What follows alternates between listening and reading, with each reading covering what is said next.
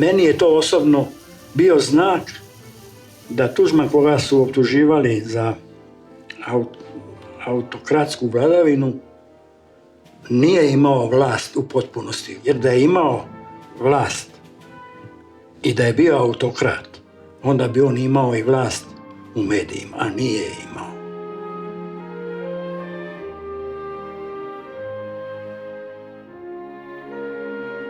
Slučaj Radija 101 otkrio je duboke pukotine u HDZ-u.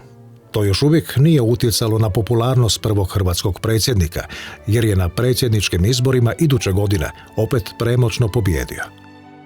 Na sjednici vodstva stranke, koja je uslijedila nakon zagrebačkih prosvjeda, ipak se obračunao s neposlušnicima, čak i fizički.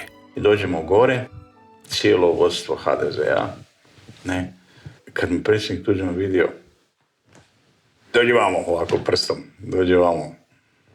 Šta si ti, mladi junac, umišljaš da vodiš samostalnu politiku i plus tras mene tu ovako odvali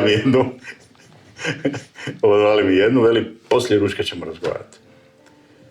Pred svima, isprati sve, rukuje se sa svima, isprati sve, idemo gore po stepenicama, dođemo gore, kaže on meni, šta ćeš popiti? Što je sad to, majka mila?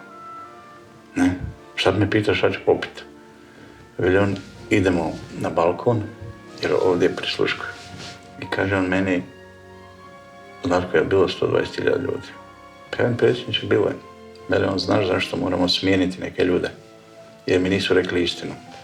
Meni su dali izvještaj da je bilo 20.000 ljudi.